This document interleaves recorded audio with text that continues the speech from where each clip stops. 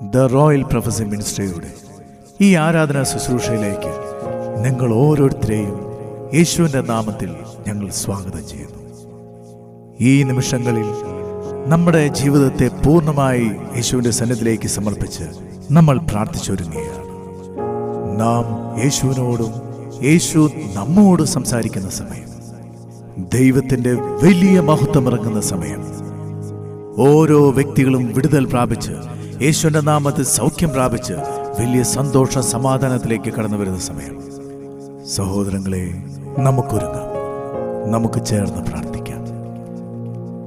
ഹെബ്രായർ 6:4 പറയുകയാണ്, ഒരിക്കൽ പ്രകാശം ലഭിക്കുകയും സ്വർഗീയ സമ്മാനം ആസ്വദിക്കുകയും പരിശുദ്ധാത്മാവിൽ പങ്കുകാരാവുകയും ദൈവവചനത്തിൻ്റെ നന്മയും വരാനിരിക്കുന്ന യുഗത്തിൻ്റെ ശക്തിയും രുചിച്ചറിയുകയും ചെയ്തവർ വീണുപോകുകയാണെങ്കിൽ അവരെ അനുതാപത്തിലേക്ക് നയിക്കുക അസാധ്യമാണ്.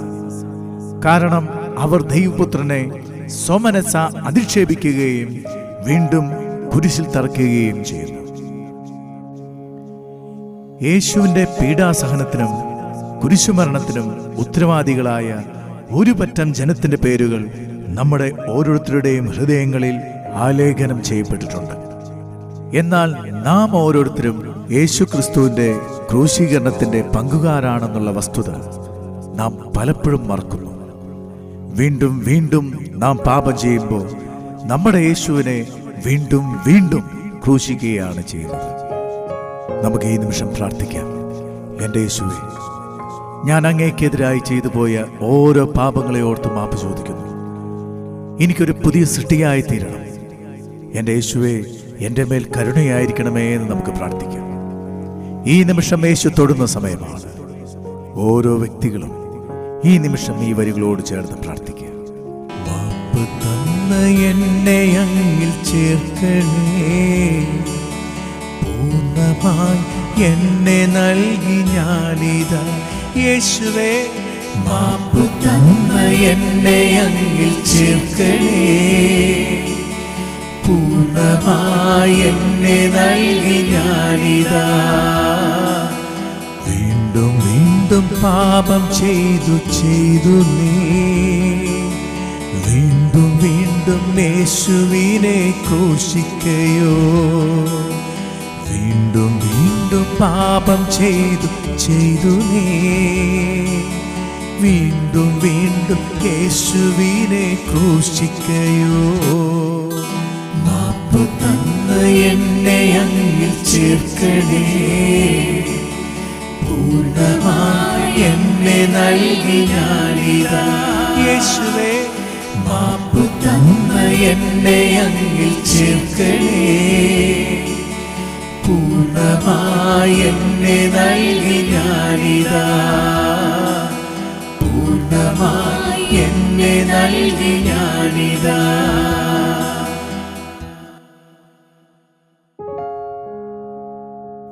ദൈവമഹത്വത്തിനായി യേശു നമുക്ക് ദാനമായി നൽകിയ ഓരോ അവയവങ്ങളും വിശുദ്ധിയോടെ ഉപയോഗിക്കാതെ അശുദ്ധമാക്കിയിട്ടുണ്ടെങ്കിൽ, സഹോദരങ്ങളെ, നമുക്കിപ്പോൾ ആത്മപരിശോധന ചെയ്യാം. നമ്മുടെ കൈകാലുകൾ യേശുവിൻ്റെ സന്നിധിയിലേക്ക് സമർപ്പിക്കാം. ദൈവമഹത്വത്തിനായി ദൈവം ദാനമായി നൽകിയ ഈ കൈയും കാലും ഉപയോഗിച്ച് നാം പാപം ചെയ്തിട്ടുണ്ടെങ്കിൽ, പോകാൻ പാടില്ലാത്ത വഴിയിലൂടെ ഈ കാലുകൾ പോയിട്ടുണ്ടെങ്കിൽ, ഈ കൈകൾ പതിച്ചിട്ടുണ്ടെങ്കിൽ, യേശുവിൻ്റെ സന്നിധിയിൽ മാപ്പ് ചോദിച്ച് പ്രാർത്ഥിക്കാം. അല്ലെങ്കിൽ ഈ കൈകാലുകൾ നരകാഗ്നിയിൽ പതിക്കാൻ ഇടയാകും. കാരണം നമ്മുടെ യേശു നമ്മുടെ ഓരോരുത്തരുടെയും രക്ഷയ്ക്ക് വേണ്ടിയും പാപപരിഹാരത്തിന് വേണ്ടിയുമാണ് അവസാനം വരെ സഹിച്ചത്. നമ്മൾ വീണ്ടും വീണ്ടും പാപം ചെയ്യുമ്പോൾ നമ്മെ തൊട്ട് സുഖപ്പെടുത്തിയ, നമ്മെ അനുഗ്രഹിച്ച ആ കൈകൾ, നമ്മെ തേടി വന്ന ആ പാദങ്ങൾ, ആ കാൽവരി കുരിശിൽ വീണ്ടും നമ്മൾ അടിച്ച് തകർക്കുകയാണ് ചെയ്യുന്നത്. ആ മുറിവുകൾ വീണ്ടും വേദന കൊണ്ട് പൊളയുകയാണ് ചെയ്യുന്നത്. സഹോദരങ്ങളെ, നമുക്ക് പ്രാർത്ഥിക്കാം. എൻ്റെ യേശുവേ, ഞാനിനി ഒരിക്കലും അങ്ങയുടെ ഹിതമല്ലാത്ത ഒരു വഴിയിലൂടെയും പോകുകയില്ല. എൻ്റെ മേൽ കരുണയായിരിക്കണമേ നമുക്ക് പ്രാർത്ഥിക്കാം. ഈ നിമിഷം അനുതാപത്തോടെ പ്രാർത്ഥിക്കുന്ന വ്യക്തിയെ യേശു വിടുവിക്കുന്നു. യേശുവിന്റെ മുറിവേറ്റ ആ കൈകളാൽ ഓരോ വ്യക്തിയെയും തൊടുന്ന സമയം ഓരോ വ്യക്തികളും ഈ നിമിഷം ഈ വരികളോട് ചേർന്ന് പ്രാർത്ഥിക്കുക. നിന്നെ തൊട്ടു സൗഖ്യമാക്കും കൈകളെ കാരിരും ബാണിയാൾ തറച്ചുവോ. നിന്നെ തൊട്ടു സൗഖ്യമാക്കും കൈകളെ കാരിരും ബാണിയാൾ തറച്ചുവോ. നിന്നെ തേടി തേടി വന്ന കാൽകളെ ക്രൂശിന്മേൽ നീ തറച്ചുവോ. നിന്നെ തേടി തേടി വന്ന കാൽകളെ ക്രൂശിന്മേൽ നീ തറച്ചുവോ. മാപ്പു തന്ന് എന്നെ അങ്ങിൽ ചേർക്കണേ, പൂർണ്ണമായി എന്നെ നൽകിയാലിതാ യേശുവേ. മാപ്പു തന്ന് എന്നെ അങ്ങിൽ ചേർക്കണേ, പൂർണ്ണമായി എന്നെ നൽകിയാലിതാ. നിന്നെ സ്വതന്ത്രനാക്കും ദൈവപുത്രന്റെ കൈകാലുകൾ നീ ബന്ധിച്ചുവോ. നിന്നെ സ്വതന്ത്രനാക്കും ദൈവപുത്രന്റെ കൈകാലുകൾ നീ ബന്ധിച്ചുവോ. മാപ്പു തന്ന് എന്നെ അങ്ങിൽ ചേർക്കണേ, പൂർണ്ണമായി എന്നെ നൽകിയാലിതാ യേശുവേ. മാപ്പു തന്ന് എന്നെ അങ്ങിൽ ചേർക്കണേ, പൂർണ്ണമായി എന്നെ നൽകിയാലിതാ. പൂർണ്ണമായി എന്നെ നൽകിയാലിതാ.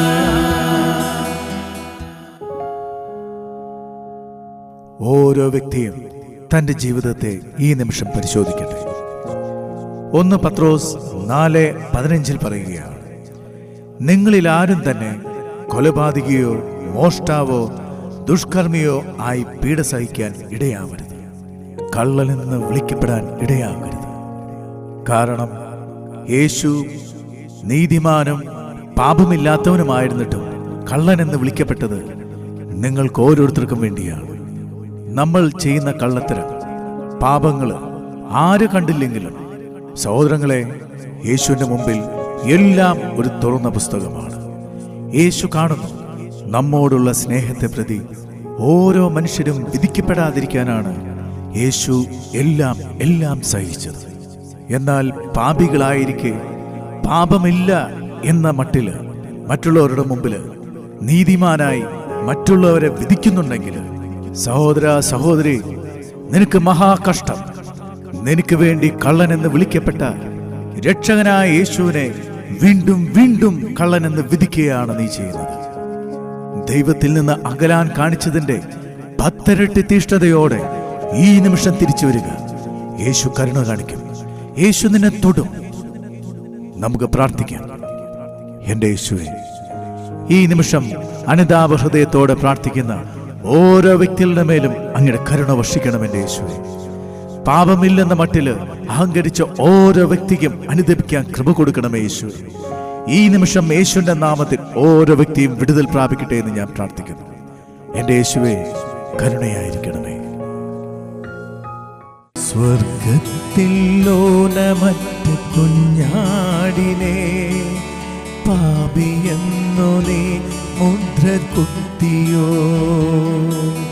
സ്വർഗത്തിൽ ലോലമറ്റ കുഞ്ഞാടിനെ പാപിയെന്നു നീ മുദ്ര കുത്തിയോ. നിത്യജീവനേകുവാനായി വന്നവനെ ക്രൂശിക്ക എന്നു നീ വിധിച്ചുവോ. നിത്യജീവനേകുവാനായി വന്നവനെ ക്രൂശിക്ക എന്നു നീ വിധിച്ചുവോ. മാപ്പു തന്ന് എന്നെ അങ്ങിൽ ചേർക്കണേ, പൂർണ്ണമായി എന്നെ നൽകി ഞാനിതാ. യേശുവേ, മാപ്പ് തന്ന എന്നെ അങ്ങിൽ ചേർക്കണേ. പൂർണ്ണമായി എന്നെ നൽകി ഞാനിതാ. വഴിയും സത്യവും ജീവനുമായവനെ, കള്ളനെന്നു നീ വിളിച്ചുവോ? വഴിയും സത്യവും ജീവനും ആയവനെ, കള്ളനെന്നു നീ വിളിച്ചുവോ? മാപ്പ് തന്ന എന്നെ അങ്ങിൽ ചേർക്കണേ. പൂർണ്ണമായി എന്നെ നൽകി ഞാനിതാ. യേശുവേ, മാപ്പ് തന്ന എന്നെ അങ്ങിൽ ചേർക്കണേ. പൂർണ്ണമായി എന്നെ നൽകി ഞാനിതാ. പൂർണ്ണമായി എന്നെ നൽകി ഞാനിതാ. സഹോദരങ്ങളെ, നമുക്ക് പ്രാർത്ഥിക്കാം. ദൈവം നമുക്ക് ദാനമായി നൽകിയ ഈ ശരീരം, അത് വിശുദ്ധിയോടെയാണോ നമ്മൾ കൊണ്ടു നടക്കുന്നത് എന്ന് ആത്മശോധന ചെയ്യാം. അപ്പസ്തോല പ്രവർത്തനം 17-ാം അധ്യായം 24-ാം വാക്യം പറയുകയാണ്, യേശു മനുഷ്യനിർമ്മിതമായ ഒന്നിലും വസിക്കുകയില്ല. ദൈവം വസിക്കുന്ന ഒരേ ഒരു സ്ഥലമേ ഉള്ളൂ, അത് മനുഷ്യന്റെ ശരീരം മാത്രമാണ്. ഈ ശരീരം ഉപയോഗിച്ച് നാം പാപം ചെയ്തിട്ടുണ്ടെങ്കിൽ ഈ നിമിഷം യേശുവിന്റെ സന്നിധിയിൽ മാപ്പ് ചോദിക്കുക. വ്യഭിചാരിയും അശുദ്ധനും മദ്യപാനിയും പുകവലിക്കുന്നവനും ഇതേ രീതിയിലുള്ള മറ്റ് പ്രവർത്തനത്തിൽ അടിമപ്പെട്ട വ്യക്തികൾ ഒരിക്കലും ദൈവത്തെ കാണുവാനോ ദൈവം വസിക്കുന്ന ആലയമായി ഈ ശരീരത്തെ മാറ്റുവാനോ സാധിക്കില്ല. അവരുടെ മേല് സാത്താനാണ് ഭരണം നടത്തുന്നത്. യേശു അവരുടെ പ്രാർത്ഥന കേൾക്കണമെങ്കിൽ, യേശു അവരിൽ വസിക്കണമെങ്കിൽ ഈ ശരീരത്തിൽ വിശുദ്ധി വേണം. വിശുദ്ധി കൂടാതെ ആർക്കും ദൈവത്തെ പ്രസാദിപ്പിക്കാൻ സാധിക്കില്ലെന്ന് ഹെബ്രായർക്ക് എഴുതിയ ലേഖനത്തിൽ നമുക്ക് കാണാൻ സാധിക്കും. വിശുദ്ധി കൂടാതെ ആർക്കും ദൈവത്തെ പ്രസാദിപ്പിക്കാൻ സാധിക്കില്ലെന്ന് ഹെബ്രായർ 12:14 നമ്മൾ കാണുന്നുണ്ട്. നാം യേശുവിൽ വിശ്വസിക്കുന്നു എന്ന് പറയുകയും വീണ്ടും വീണ്ടും പാപം ചെയ്യുകയും ചെയ്യുന്നുണ്ടെങ്കിൽ സഹോദരങ്ങളെ തിരിച്ചറിയുക, ഈ നിൽക്കുന്ന ഓരോ വ്യക്തിയുടെയും പാപപരിഹാരത്തിന് വേണ്ടി മാത്രമാണ് യേശുവിന്റെ ശരീരം മുഴുവൻ മുറിവേറ്റത്. മുറിവില്ലാത്ത ഒരു സ്ഥലം പോലും ആ ശരീരത്തിൽ ഉണ്ടായിരുന്നില്ല. യേശുവിന്റെ രക്തത്താൽ വിലയ്ക്ക് വാങ്ങപ്പെട്ട ഓരോ വ്യക്തികളുമാണ് സഹോദരങ്ങളെ നിങ്ങൾ ഓരോരുത്തരും. ഈ നിൽക്കുന്നവരിൽ രോഗികളുണ്ടോ? യേശുവിൽ വിശ്വസിക്കുന്നെങ്കിൽ ആ മുറിവിനാൽ സൗഖ്യവുമുണ്ട്. ഇതെല്ലാം അറിഞ്ഞിട്ട് നമ്മൾ വീണ്ടും വീണ്ടും പാപം ചെയ്യുന്നുണ്ടെങ്കിൽ സഹോദരങ്ങളെ, നമുക്ക് വേണ്ടി വിട്ടുകൊടുത്ത ആ ശരീരത്തിൽ വീണ്ടും വീണ്ടും നമ്മൾ അടിക്കുകയാണ് ചെയ്യുന്നത്, വീണ്ടും വീണ്ടും മുറിവേൽപ്പിക്കുകയാണ് ചെയ്യുന്നത്. മടങ്ങിവാ, യേശുവിന്റെ സന്നിധിയിലേക്ക് മടങ്ങിവാ. പാപമില്ലാത്ത ഒരു ജീവിതം നയിക്കാൻ ഒരുങ്ങാം.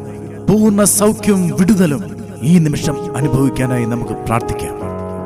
എന്റെ യേശുവേ, ഈ നിമിഷം പ്രാർത്ഥിച്ചുകൊണ്ടിരിക്കുന്ന ഈ ജനത്തിന്റെ മേൽ കരുണ വർഷിക്കണമേ. ഈ വ്യക്തിയെ ഭരിക്കുന്ന സാത്താൻ യേശുവിന്റെ നാമത്തിൽ വിട്ടുപോകട്ടെ എന്ന് ഞാൻ കൽപ്പിക്കുന്നു. അനുദപിക്കുവാനുള്ള കൃപ കൊടുത്ത് അനുഗ്രഹിക്കണമേ യേശുവേ. പരിശുദ്ധാത്മാവേ, ഇവരെ ശക്തിപ്പെടുത്തണമേ യേശുവേ. അങ്ങ് പരിശുദ്ധനായിരിക്കുന്നത് പോലെ വിശുദ്ധിയിൽ ജീവിക്കാൻ ഞങ്ങൾ ഓരോരുത്തരെയും അങ്ങ് അനുഗ്രഹിക്കണമേ. ഞങ്ങൾ പ്രാർത്ഥിക്കുന്നു.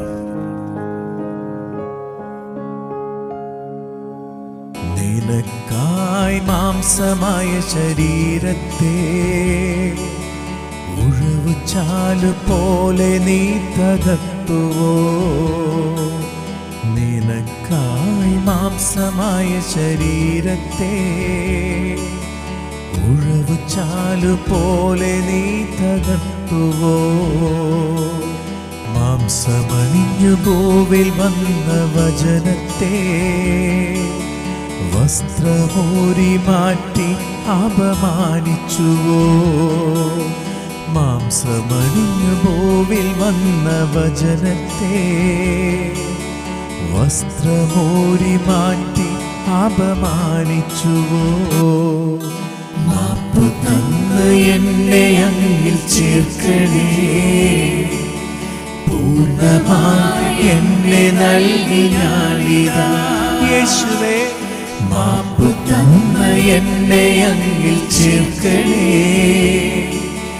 പൂർണ്ണമായി എന്നെ നൽകി ഞാനിതാ.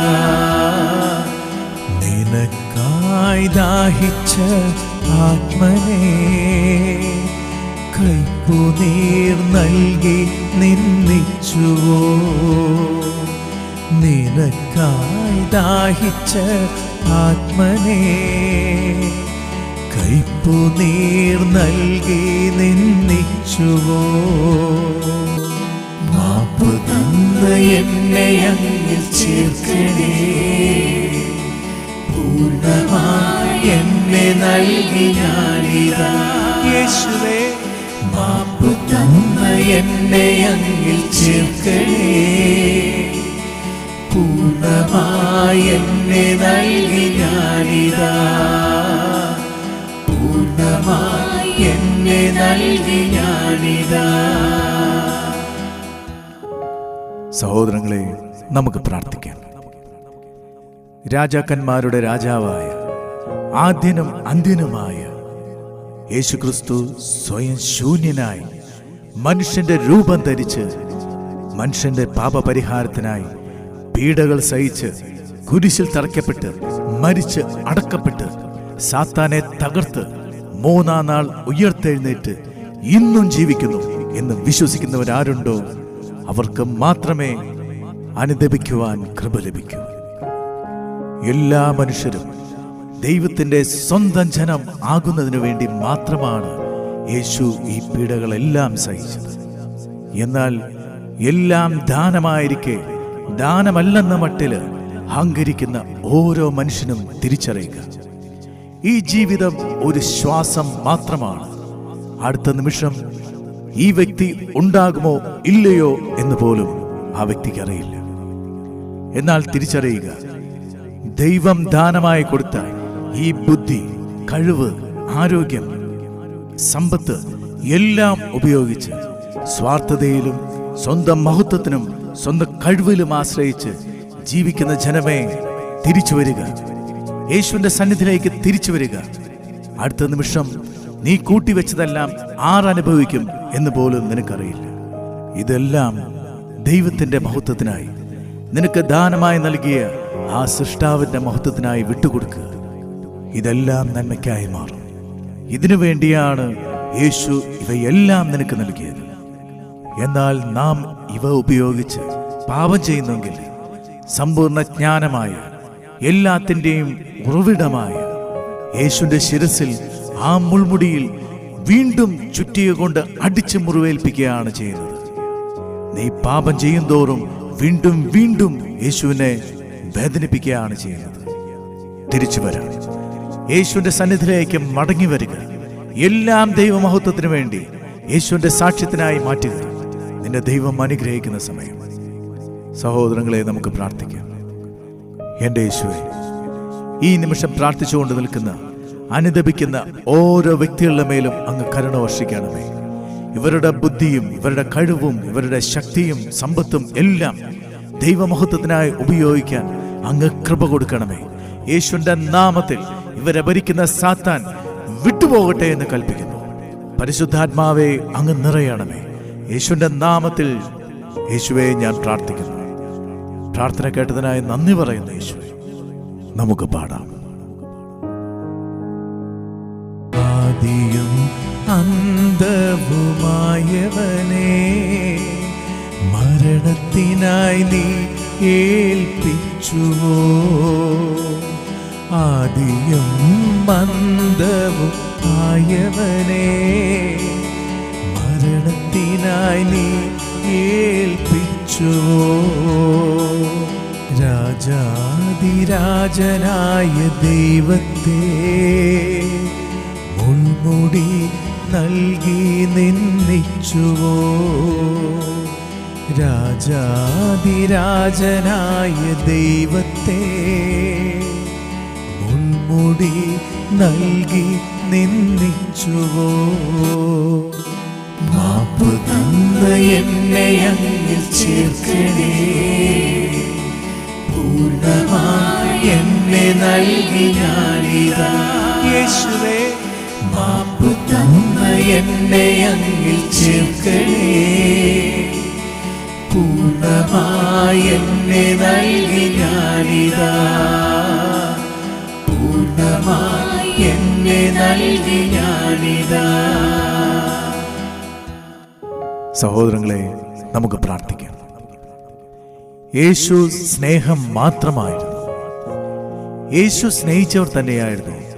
യേശുവിനെ കള്ളൻ എന്ന് വിളിച്ചതും, ചാട്ടവാറുകൊണ്ട് അടിച്ചതും, മുൾമുടി ധരിപ്പിച്ചതും, ശിരസിൽ ചുറ്റിക കൊണ്ട് അടിച്ചതും, മുഖത്ത് തുപ്പിയതും, ബറാബാസിനേക്കാളും വലിയ കള്ളൻ എന്ന് വിളിച്ചതും, നഗ്നനാക്കി അപമാനിച്ചതും, കുരിശിൽ തറച്ചതും, കുന്തം കൊണ്ട് ചങ്കിൽ കുത്തിയതും, ഇവനെ ക്രൂശിക്കുക എന്ന് വിളിച്ചു പറഞ്ഞതും ഈ സ്നേഹിച്ചവർ തന്നെയായിരുന്നു.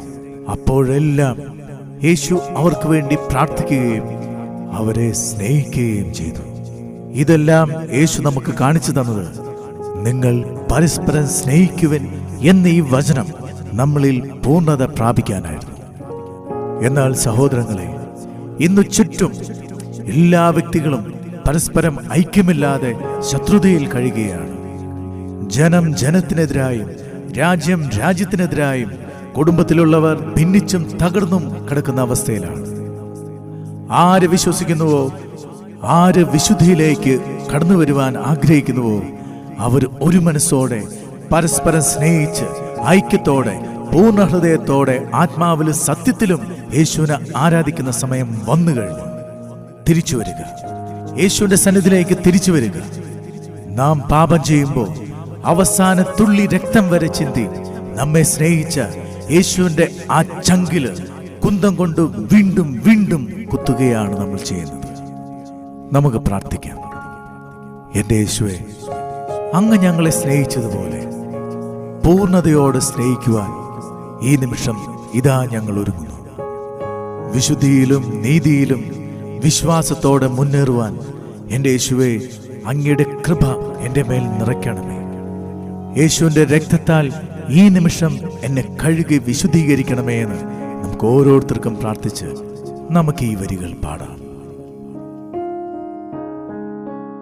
നിന്നെ ഏറെ സ്നേഹിച്ച ചങ്കിൽ നീ ആഴമേറും മുറിവുകൾ നൽകിയോ? നിന്നെ ഏറെ സ്നേഹിച്ച ചങ്കിൽ നീ ആഴമേറും മുറിവുകൾ നൽകിയോ? നിന്നെ വിലയ്ക്ക് വാങ്ങിയ രക്തത്തെ കാൽവരിയിൽ നീ ഒഴുക്കിയോ? നിന്നെ വിലയ്ക്ക് വാങ്ങിയ രക്തത്തെ കാൽവരിയിൽ നീ ഒഴുക്കിയോ? മാപ്പ് തന്ന് എന്നെ അങ്ങിൽ ചേർക്കണേ, പൂർണ്ണമായി എന്നെ നൽകി ഞാനിതാ. യേശുവേ, മാപ്പ് തന്ന് എന്നെ അങ്ങിൽ ചേർക്കണേ, പൂർണ്ണമായി എന്നെ നൽകി ഞാനിതാ. വീണ്ടും വീണ്ടും പാപം ചെയ്തു നീ വീണ്ടും വീണ്ടും യേശുവിനെ ക്രൂശിക്കയോ? വീണ്ടും വീണ്ടും പാപം ചെയ്തു നീ വീണ്ടും വീണ്ടും യേശുവിനെ ക്രൂശിക്കയോ? മാപ്പ് തന്ന് എന്നെ അങ്ങിൽ ചേർക്കണേ, പൂർണ്ണമായി എന്നെ നൽകി ഞാനിതാ. യേശുവേ, മാപ്പ് തന്ന് എന്നെ അങ്ങിൽ ചേർക്കണേ, പൂർണ്ണമായി എന്നെ നൽകി ഞാനിതാ. പൂർണ്ണമായി എന്നെ നൽകി ഞാനിതാ. സഹോദരങ്ങളെ, നമ്മൾ ഇത്രയും നേരം പ്രാർത്ഥിച്ചൊരുങ്ങിയായിരുന്നു. നമ്മൾ ഏതവസ്ഥയിലാണെന്ന് ദൈവം നമുക്ക് ബോധ്യം തന്നിരിക്കുന്നു. ദൈവം നമ്മെ വിളിച്ചിരിക്കുന്നത് അശുദ്ധിയിലേക്കല്ല, വിശുദ്ധിയിലേക്കാണ്. വിശുദ്ധിയിൽ നിലനിന്ന് മുന്നേറുവാനാണ് യേശു നമ്മെ വിളിച്ചിരിക്കുന്നത്. ആര് യേശുവിൽ വിശ്വസിക്കുന്നുവോ അവർക്കിത് സാധിക്കും. വിശ്വാസമെന്ന ഏക ആയുധം കൊണ്ട് ദൈവമക്കൾ ലോകത്തെയും ലോകത്തിലുള്ള സകല ശക്തിയെയും ജയിക്കുന്നു. ദൈവത്തിന് മുമ്പിൽ എല്ലാം ഒരു തുറന്ന പുസ്തകമാണ്. ആർക്കും ദൈവത്തിന്റെ മുമ്പിൽ മറഞ്ഞിരിക്കാൻ സാധിക്കില്ല. 1 സാമുവേൽ 16:7 പറയുകയാണ്, മനുഷ്യൻ കാണുന്നതല്ല ദൈവം കാണുന്നത്, മനുഷ്യൻ ബാഹ്യരൂപത്തെ ശ്രദ്ധിക്കുന്നു, കർത്താവാകട്ടെ ഹൃദയഭാവത്തിലും. ഈ നിമിഷം വരെ അനുതാപത്തോടെ പ്രാർത്ഥിച്ച ഏതൊരു വ്യക്തിയുണ്ടോ, ആ അനുദപിക്കുന്ന വ്യക്തിയുടെ ഹൃദയത്തിലേക്ക്, ജീവിതത്തിലേക്ക് യേശുവിന്റെ ആത്മാവ് കടന്നു വരികയാണ്. ഈ നിമിഷം മുതൽ അവർ പഴയതല്ല, ആ വ്യക്തി പുതിയതാണ്. അവരെ നയിക്കുന്നത് അവരല്ല, പരിശുദ്ധാത്മാവായിരിക്കും. പരിശുദ്ധാത്മാവിനാൽ പഠിപ്പിക്കപ്പെടുന്ന, നയിക്കപ്പെടുന്ന വ്യക്തികളായി ഈ നിമിഷം മുതൽ ഈ വ്യക്തി മാറുകയാണ്. ലോകം മുഴുവനും പോയി യേശുവിന്റെ സാക്ഷ്യം വഹിക്കാനായി നമുക്കൊരുങ്ങാം.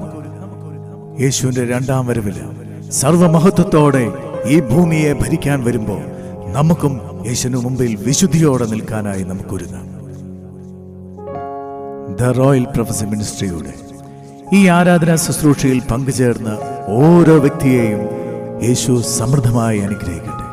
യേശുവിന്റെ നാമത്തിൽ പിതാവേ ഞങ്ങൾ പ്രാർത്ഥിക്കുന്നു. ഞങ്ങളുടെ പ്രാർത്ഥന കേട്ടതിനായി യേശുവേ ഞങ്ങൾ നന്ദി പറയുന്നു. ആമേൻ.